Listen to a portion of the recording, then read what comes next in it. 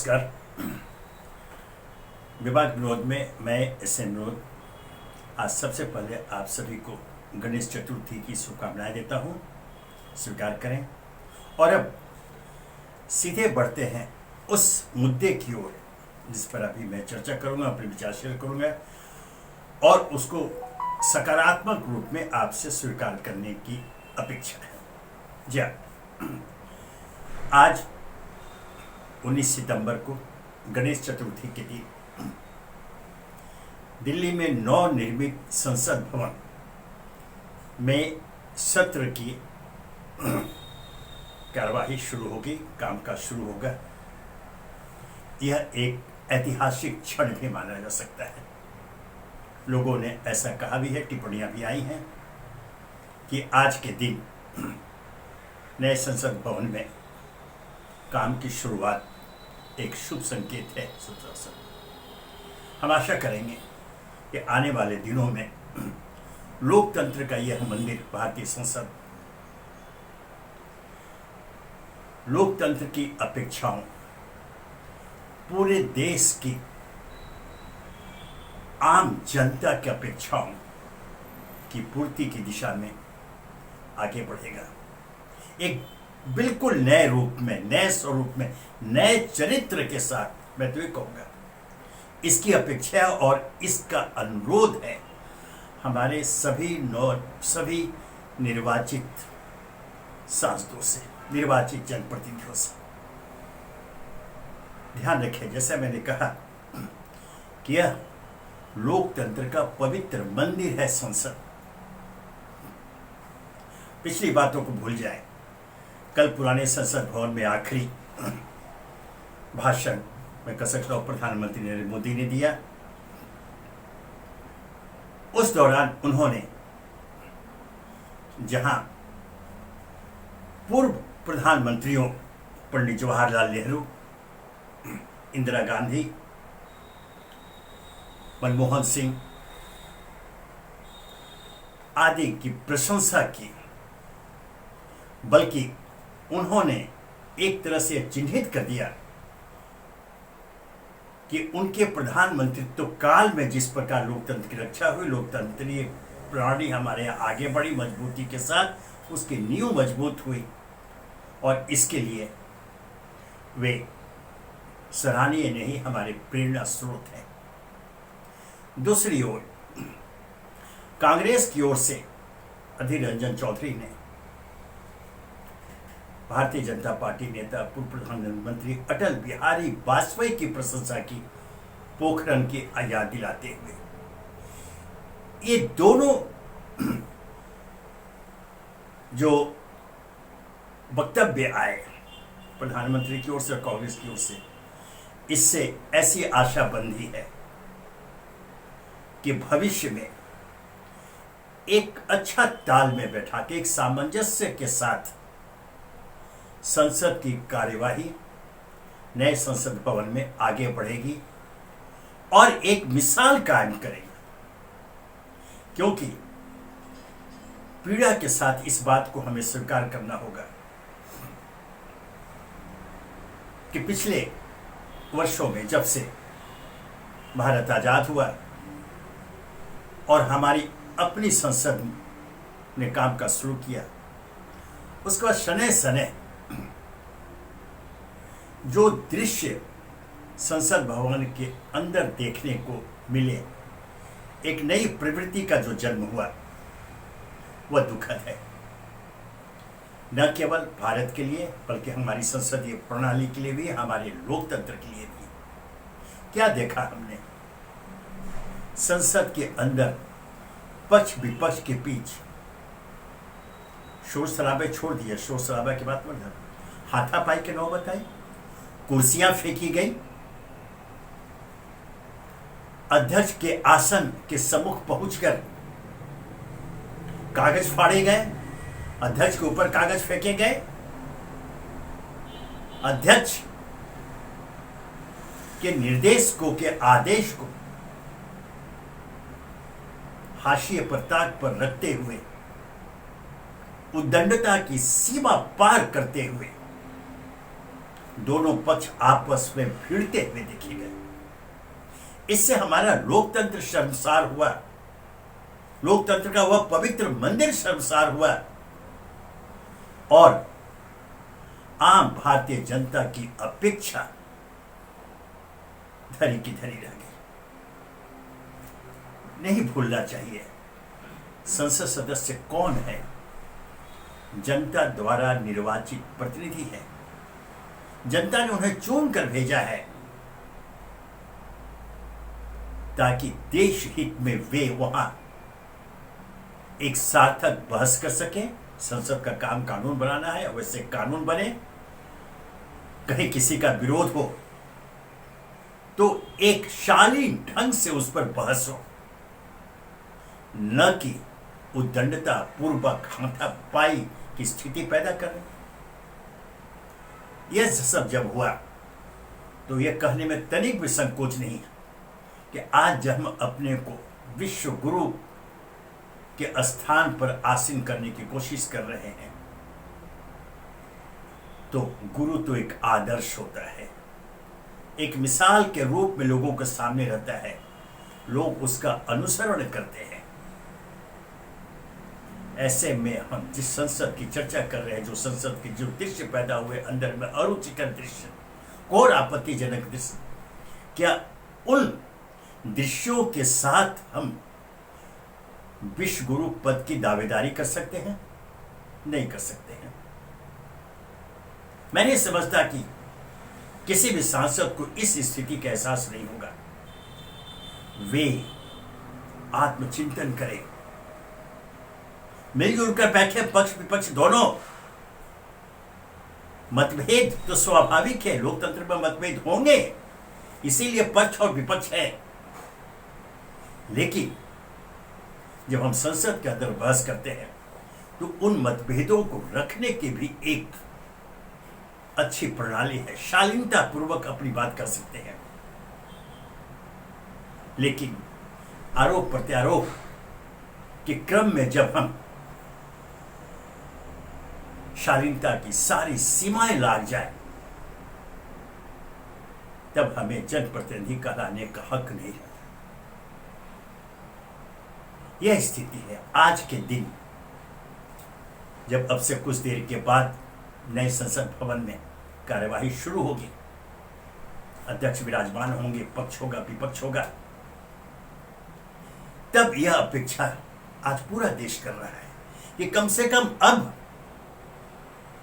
हम ऐसी मिसाल प्रस्तुत करें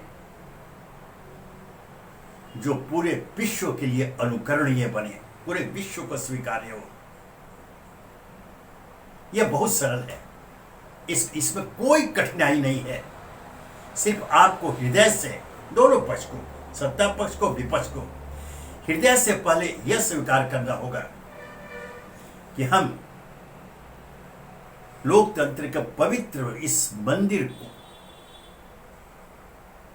सुरक्षित रखेंगे, इसका सम्मान कायम रखेंगे, इसके पवित्रता के साथ कोई खिलवाड़ नहीं होगी। जहां आपने यह संकल्प लिया, आप देखिएगा संसद के अंदर हर मुद्दे पर सार्थक बहसें होंगी। अगर सत्ता पक्ष के किसी प्रस्ताव का विरोध विपक्ष को करना है, करेंगे, वो अवश्य करेंगे, तो सकारात्मक रूप में उसे लेते हुए उसकी जो खामियां हैं, अगर आपको जो विपक्ष बताना चाह रहा है उसे चिन्हित करें शालीनता पूर्वक। हंगामे की कोई आवश्यकता नहीं है। और मुझे पूरा विश्वास है, पूरे देश को विश्वास है कि अगर विपक्ष अपनी बातों को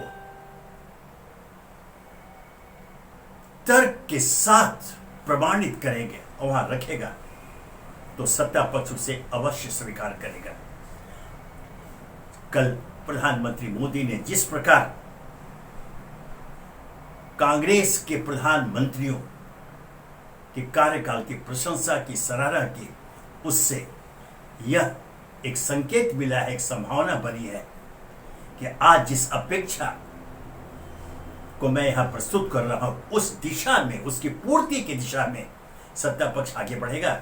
और जिस प्रकार विपक्ष की ओर से कांग्रेस, जो सबसे बड़ी पार्टी है, कांग्रेस की ओर से भारतीय जनता पार्टी के प्रधानमंत्री अटल बिहारी वाजपेयी की प्रशंसा की गई, उससे भी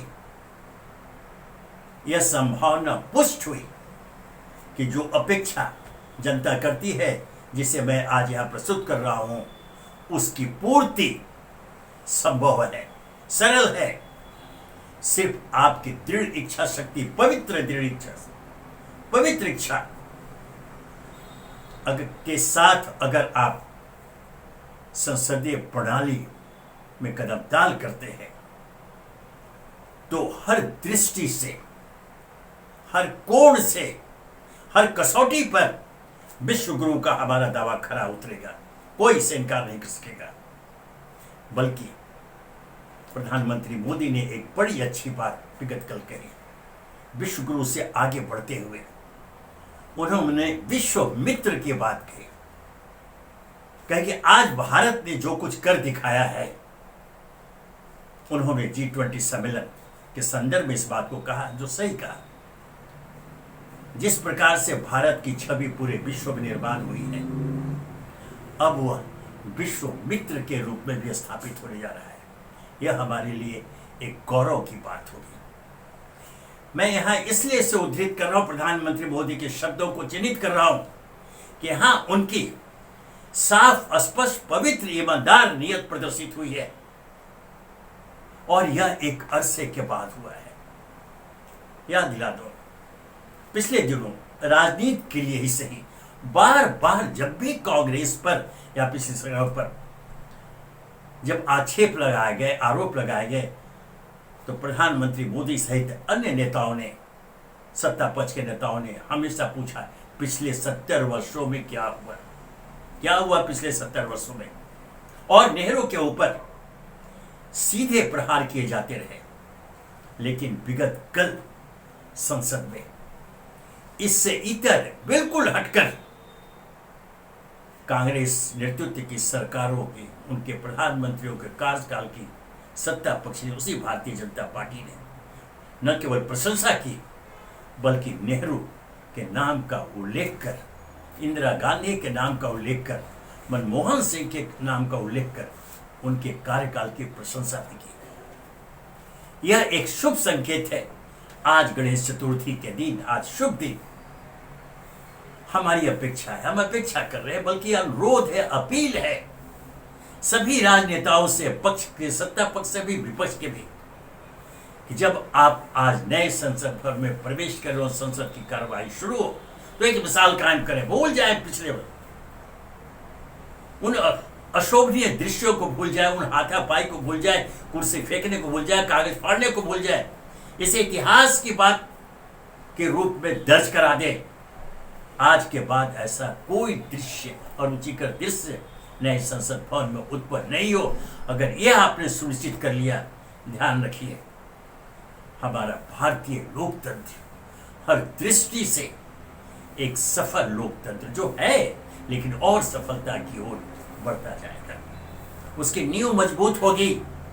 आने वाली पीढ़ी वर्तमान कालखंड को, जिस कालखंड में प्रधानमंत्री के रूप में नरेंद्र मोदी विराजमान है, और विपक्ष की ओर से जब एक महागठबंधन तैयार किया गया, एक इंडिया के रूप में एक मंच पर आकर उन्होंने चुनौती देने की सोचे है, तो यह लोकतंत्र की सफलता है। यह दोहराना होगा कि लोकतंत्र में एक मजबूत विपक्ष लोकतंत्र की सफलता की गारंटी है। वैसे में अगर विपक्ष आज गठबंधन कर एक मंच पर आता है,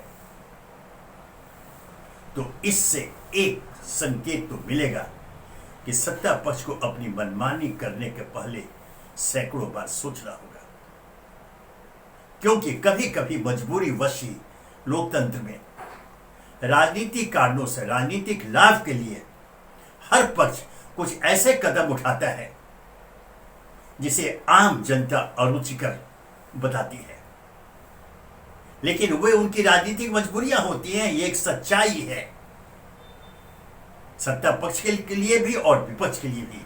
लेकिन जब वैसे निर्णय ले वैसे कदम उठाए तो दोनों पक्ष को आम जन आकांक्षा पर भी दृष्टिपात करना होगा, उसका भी संज्ञान लेना होगा। मैं ये सारी बातें आज इसलिए कह रहा हूं, इसलिए दोहरा रहा हूं कि मैं हृदय से चाहता हूं, और अगर मैं चाहता हूं, मैं ये पूरे जन जन की आकांक्षा है कि नए संसद भवन में जब आज कार्यवाही शुरू हो तो शुरुआत के साथ उसी पल से ऐसे आदर्श उपस्थित किए जाए कि जिसका अनुसरण पूरा विश्व करे, और आने वाले दिनों में यह नया संसद भवन पुराने संसद भवन के उन काली घटनाओं को इतिहास के पन्नों के अलावा उसे बाहर नहीं आने देगी। लेकिन यह सब निर्भर करता है हमारे निर्वाचित जनप्रतिनिधियों के आचरण पर। ध्यान रखें, लाखों जनता आपको चुन कर भेजती है, मतदाता आप में विश्वास करता है, आपको अपने प्रतिनिधि के रूप में सदस्य भेजता है। वैसे में जब वो आपके किसी आचरण को लोकतंत्र विरोधी पाता है तो उसे पीड़ा पहुंचती है, उसके हृदय पर आघात पहुंचता है, वो मर्माहत हो उठता है। और अगर जनता मर्माहत होती है तो यह दोहराना ही होगा कि हमारा लोकतंत्र चोटिल होता है, लोकतंत्र मर्माहत होता है। क्या आप ऐसा चाहेंगे? यह सवाल जनप्रतिनिधियों से, निर्वाचित जनप्रतिनिधियों से पूछा जाना चाहिए, और उन्हें याद दिलाना चाहिए कि आप राजनीतिक स्तर पर आप अपने मतभेदों को शालीनता पूर्वक संसद के सदन के पटल पर रखें, किसी को आपत्ति नहीं होगी। और जब आप सार्थक बहस करेंगे तो तय मानिए सत्ता पक्ष भी मजबूर हो जाएगा अगर आपने तर्क आधारित अपनी बातों को रखा है, तो वे स्वयं उसे स्वीकार करेंगे, आपकी बातों को स्वीकार करेंगे, और यह लोकतंत्र की जीत होगी। यहां पर सत्ता पक्ष से भी आप विपक्ष को अपना दुश्मन न माने। यह तो लोकतंत्र की खुशबू है, लोकतांत्रिक प्रणाली है, जहां एक मजबूत विपक्ष सामने रहता है। स्वयं अटल बिहारी वाजपेयी ने कहा था, इसको चिन्हित किया था, याद कीजिए, मजबूत विपक्ष की उपस्थिति। हाल के दिनों में हमारे प्रधानमंत्री नरेंद्र मोदी भी इसे चिन्हित कर चुके हैं कि एक लोकतंत्र में एक मजबूत विपक्ष चाहिए।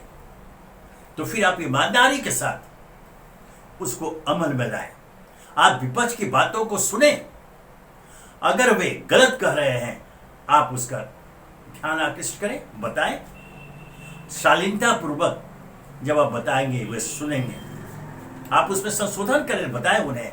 लेकिन अगर वे तर्क आधारित, संविधान आधारित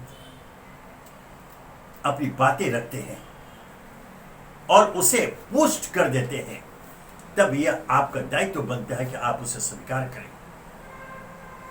अभी महिला आरक्षण की बात हुई, जिसको बिल लाया गया है, यह भी एक उदाहरण है अंतिम दिन का पुरानी संसद भवन का, कि यह महिला आरक्षण बिल कांग्रेस की सत्ता के कार्यकाल में आई थी। राज्यसभा में वो पारित हो चुका था, किन्हीं कारणों से लोकसभा में नहीं हुआ था। यह भी एक अच्छी पहल है सत्ता पक्ष की ओर से, भारतीय जनता पार्टी की ओर से।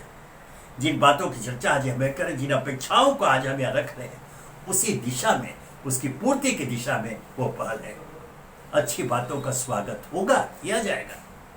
आज नारी शक्ति की उपेक्षा आप कैसे कर सकते हैं? आज उनके लिए आरक्षण की बात हो रही है, विधानसभा और संसद में 33% आरक्षण देने की, तो बिल्कुल सही है, होना ही चाहिए।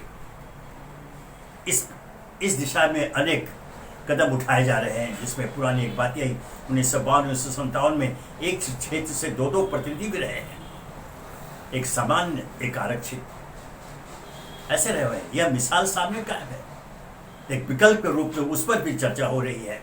और आज जब मतदाताओं की संख्या बढ़ चुकी है, आज संसदीय क्षेत्रों की संख्या बढ़ चुकी और आगे बढ़ेंगी, ऐसे में महिलाओं के लिए 33% आरक्षण का स्वागत होगा।